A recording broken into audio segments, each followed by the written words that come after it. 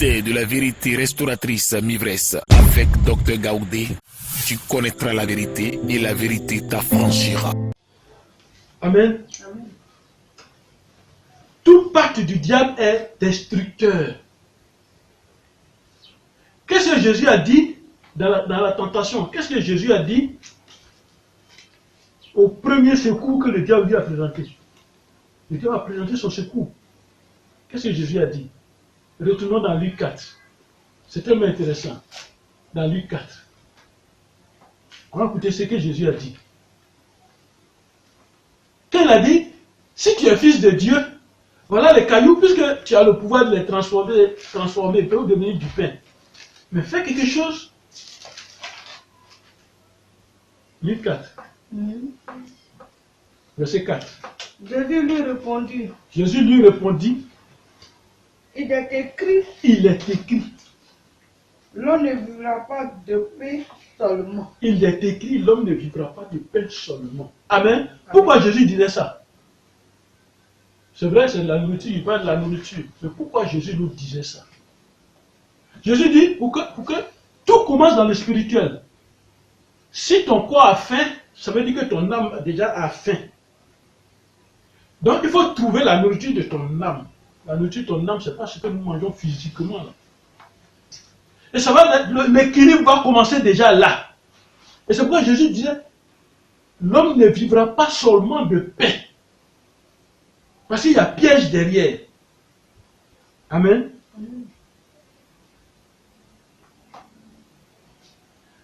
Et c'est la nourriture qu'on cherche. Et on reste à ce niveau nourriture. Amen. Voilà. On est toujours au niveau. Voilà. À ce niveau-là. Au niveau des sacs de riz manque. Au niveau des gaz finis. Au niveau de ça. C'est ça là. C'est à ce niveau-là seulement qu'on est. Jusqu'à présent, nous tous. Il faut qu'on bouge. Et quand on bouge, ça ce n'est plus. On comprend que ça ce n'est même pas un problème. Mais l'ennemi ne veut pas qu'on bouge, parce que c'est une pyramide. On doit monter. Et le sommet de la pyramide, là, c'est l'accomplissement. Mais comment atteindre là-bas? On est au niveau alimentaire. Afrique, tout le monde, on est là.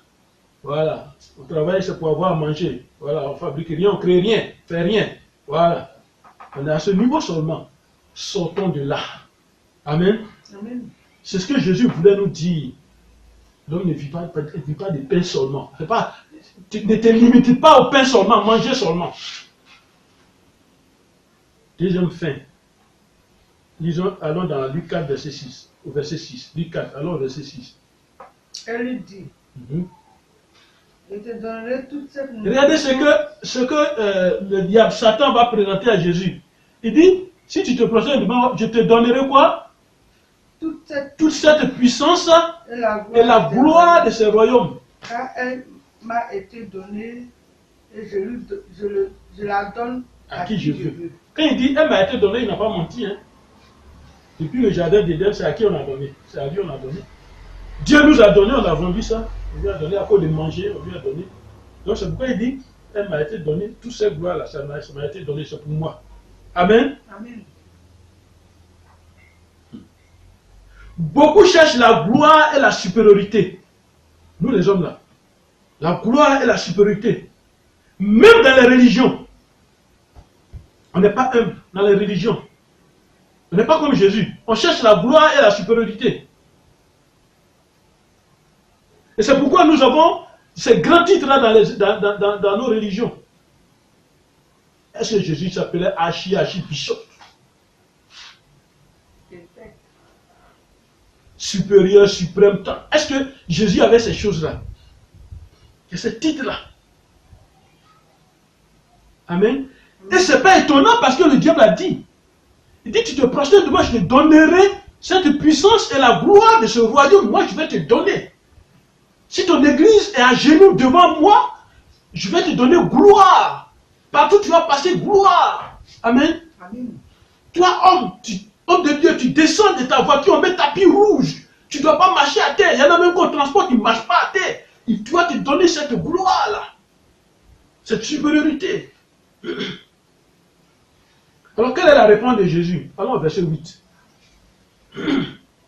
Jésus lui répondit, Hein? il est écrit, tu adoreras le Seigneur ton Dieu et tu le serviras lui seul. Tu adoreras le Seigneur ton Dieu et tu le serviras lui seul. Amen. Allons encore à un autre niveau. Et à ce troisième niveau, à ce niveau-là, c'est les miracles spectaculaires.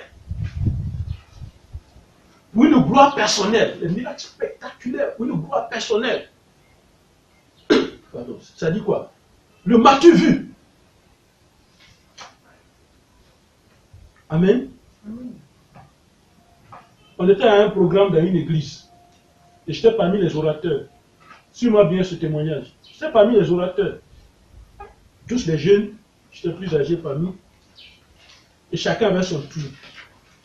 Il y a un, il passe. Aucun test biblique. Il commence à prêcher. Il prêche. En même temps, il donne les révélations. Et on lui dit, il y a une femme qui est malade. On lui a soufflé ça à l'oreille. Et il dit, amenez la femme là. Il a mis la femme devant nous tous.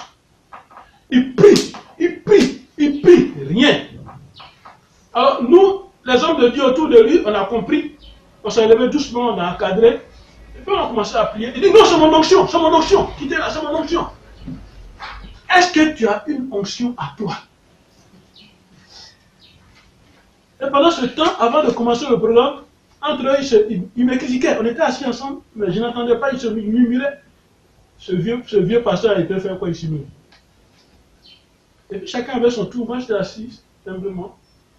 Et chacun passe. Parce que l'objectif, c'est faire tomber les gens, donner les révélations.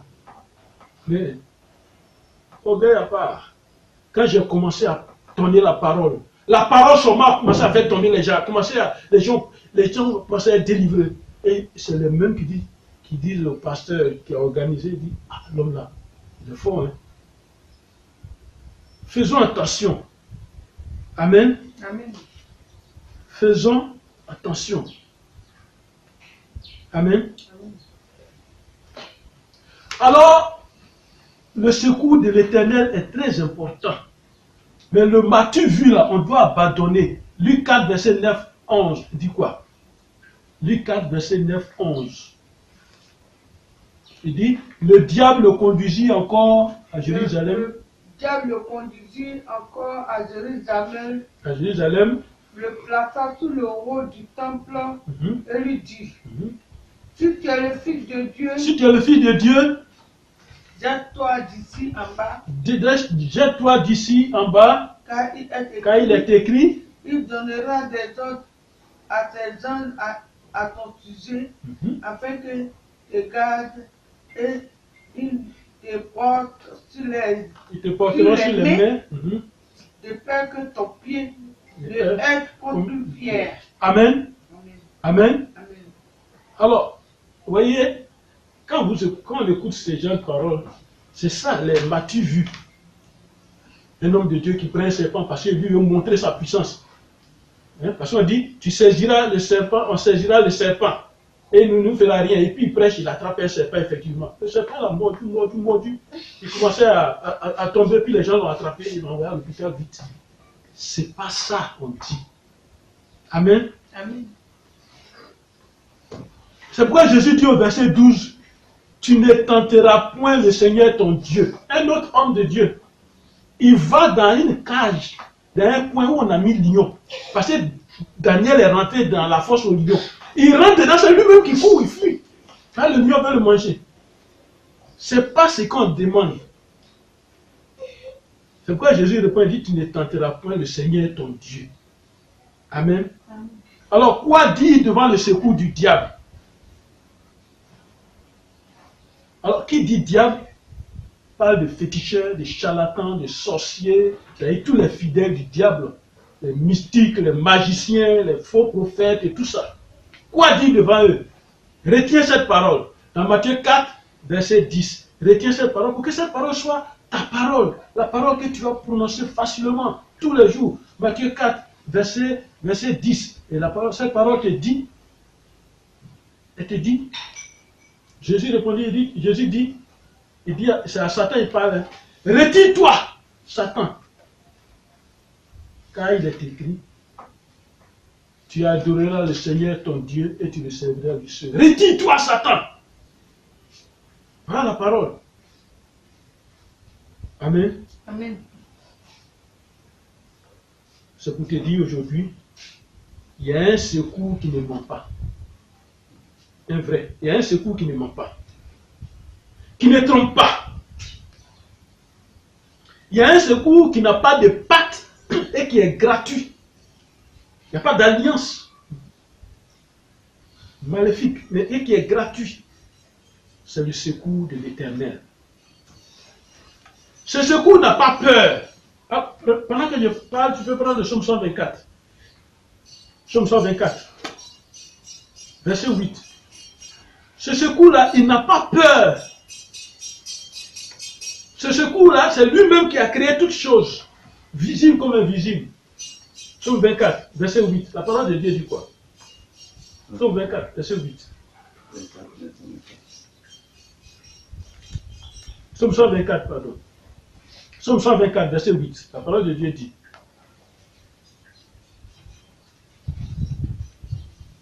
Psaume 124, verset 8. Oui. Psaume 124, verset 8. Psaume 124, verset 8. La parole de Dieu dit. Notre secours est dans le nom de l'Éternel. Notre secours est dans le nom de l'Éternel Qui a fait les cieux, qui a fait les cieux et la terre. Amen. Notre secours.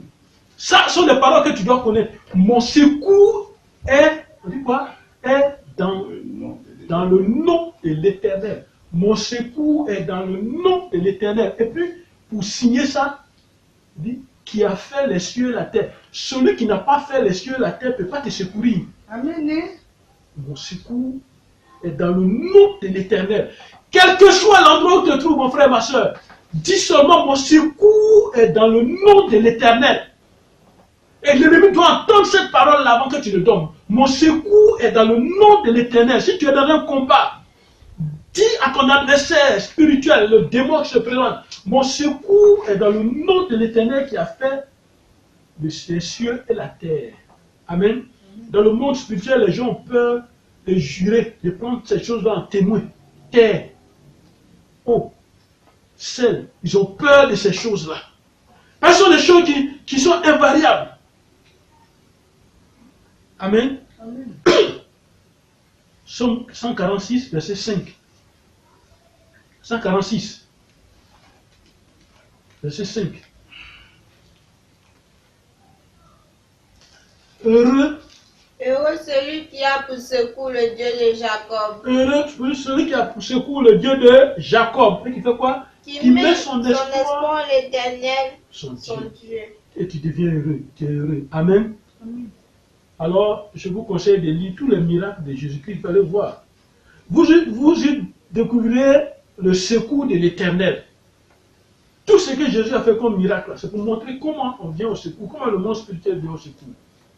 Alors, quel est, toi qui m'as écouté et qui m'écoute, quel est le danger? Quel est le besoin? Quelle est l'urgence? Quelle est l'urgence qui te poursuit et qui te pousse à crier au secours? À qui adresses-tu tes cris? Qu'est-ce qui est derrière toi? La guerre? Est-ce le secours du diable qui va arrêter cette guerre? Le problème n'est pas de donner des révélations sur une nation.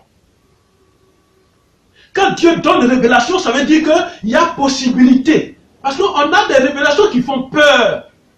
Mais on a un Dieu qui s'appelle le Dieu de secours. Relisons Psaume 124, verset 8. Tu vas écouter ce que Dieu dit. Psaume 124, verset 8. Relisons.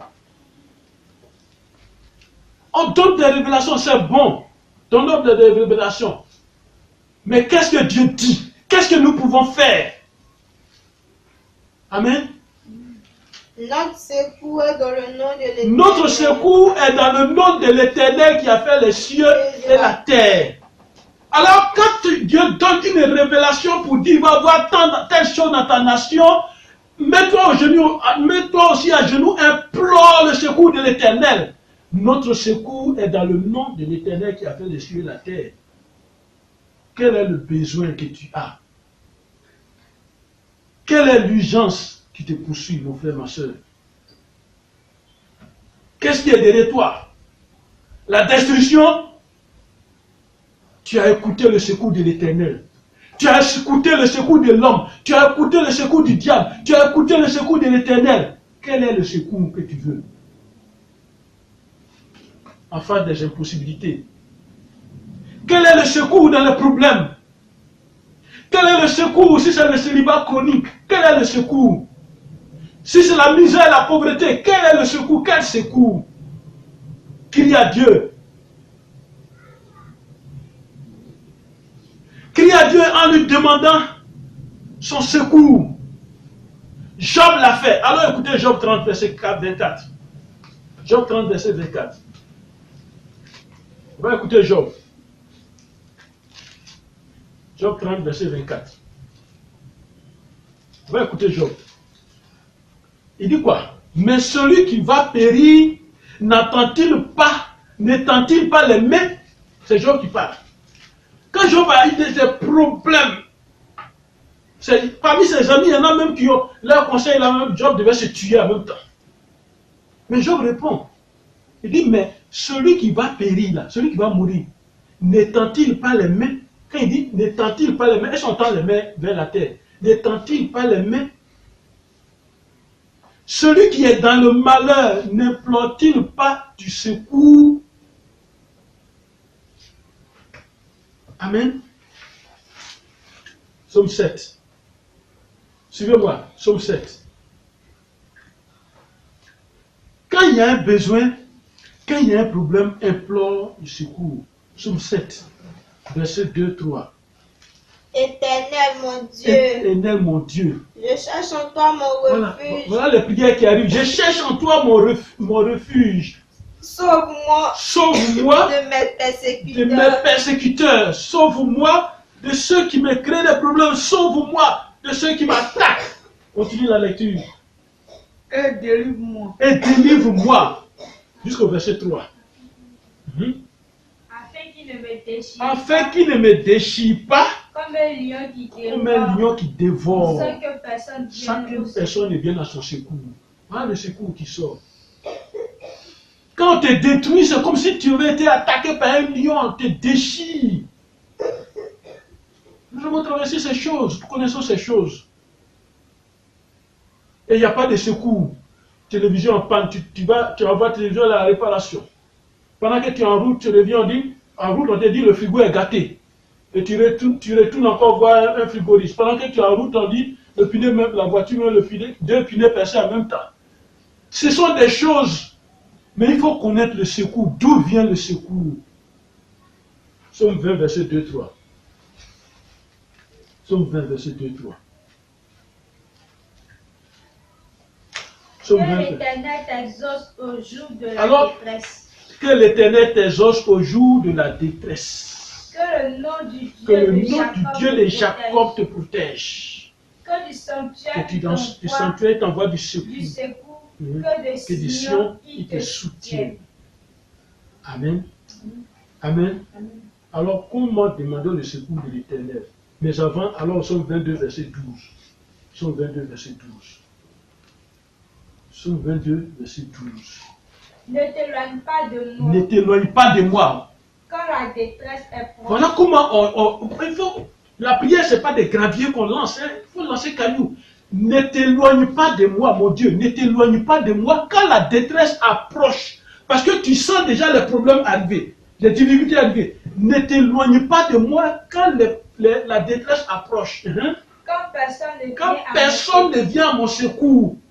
Parce qu'il y a des situations, on vit des situations dans lesquelles personne, et tu as comme l'impression que tout le monde, personne ne t'aime. Et ce jour-là, aucun visiteur, même pasteur, ne vient pas te voir. Et tu es seul, confronté à ce problème. C'est en ce moment-là que tu proclames ces paroles. Ne t'éloigne pas de moi. Quand la détresse arrive, viens à mon secours. Quand je n'ai personne, me secourir. Amen. C'est à l'Éternel qu'on s'adresse pour le secours, le vrai secours. Et c'est pourquoi il dit dans le Psaume 121, verset 1, je lève les yeux vers les montagnes, d'où me viendra le secours. Le secours me vient de l'Éternel qui a fait les cieux et la terre. Amen. Amen. C'est la même chose, le Psaume 123, verset 1 aussi. Amen. Amen. Alors pour conclure, cherchons le secours là où il est réellement. C'est avec Jésus. Amen. Le secours de l'homme n'est que vanité. Amen. Le secours de l'homme n'est que bruit. Alors il dira c'est moi. C'est moi qui ai fait, c'est moi. Ou bien c'est le Matthieu vu qui cherche. Le secours du diable est dangereux et ce n'est pas gratuit. Dis-moi un jour, quel est le féticheur qui t'a donné quelque chose gratuitement? Ce n'est pas gratuit. Et je parle du diable et de ses fidèles. Ce n'est pas gratuit. Le secours du diable est payant. Mais le secours de l'Éternel est gratuit. Alors sois totalement à Jésus et tu bénéficieras à 100%. Sinon, c'est 0%. Parce que les deux dieux nous gèrent, comme je le dis toujours, les deux dieux gèrent la terre. Si tu te tournes vers le mauvais Dieu, ok, il va te donner ce mauvais secours. Et tu te tournes vers l'Éternel et dis, mon enfant est revenu. Il te serre dans ses bras. Et puis, il suffit, l'avantage qu'il y a dedans, même si c'est un secours physique, si c'est un secours, le diable te menace, et que tu as le secours de l'Éternel, tu es en Christ, normalement, il suffit de dire, Dieu, la solution se présente. Et c'est comme ça. Hein. Même si c'est des bandits physiques, des braqueurs, des bandits qui veulent t'agresser, quand tu as crié Jésus, il y a quelque chose qui va se passer. Comme le témoignage d'une jeune chrétienne. Elle venait de l'église, elle passait dans un couloir noir. C'est un raccourci. Et il y a deux jeunes bandits qui l'ont vu. Et puis ils se frottent les mains. Elle est arrivée. Amen. Elle est arrivée avant d'arriver à leur niveau. Elle les a vus, elle savait que c'était les gens qui venaient l'agresser. Elle a dit au nom de Jésus, je vous terrasse. Il ne faut pas douter de la parole que Dieu va mettre dans ta bouche en ce moment-là. C'est ce qu'il a dit à Moïse. Moïse a dit, tu sais que je suis timide, je ne parle pas. Il dit, ne tiens pas compte de ça. Qui a fait la bouche? Moi, je mets ma parole dans ta bouche, je mets la parole dans la bouche de ton frère. Hein? À cet instant, la femme a dit, je vous terrasse au moment où ils sont tombés. Ils ont commencé à manger les herbes. Elle est partie. Et une autre a dit la même chose. Elle est passée aussi à un autre endroit. Quand elle est arrivée juste au niveau des agresseurs, tranquillement, dans sa foi, elle passait. Mais il y a un homme plus costaud que les gens qui étaient là, un homme plus costaud que les deux qui étaient là, qui était à côté de la femme, comme si c'est sa copine, et puis ils marchaient ensemble. Ils ont dépassé les gens, donc les gens sont quittés sur la route. Elle est passée normalement. Elle arrive à la maison. Le lendemain, elle apprend à la même heure, au même moment, il y a une autre personne qui a été agressée, poignardée, l'a tuée. Amen. Viens à Jésus. Donne ta vie à Jésus.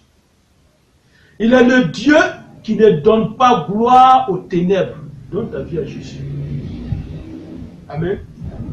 Abandonne le secours du diable. Abandonne le secours de l'homme. Donne ta vie à Jésus. Alors à chaque appel, à chaque cri, il viendra à ton secours. Et tu seras sauvé. Quelle que soit la situation, tu seras sauvé. Quel que soit le problème, quel que soit le danger, quel que soit le besoin, tu seras sauvé au nom de Jésus. Que Dieu te bénisse. Amen. Merci Seigneur. Amen. Amen.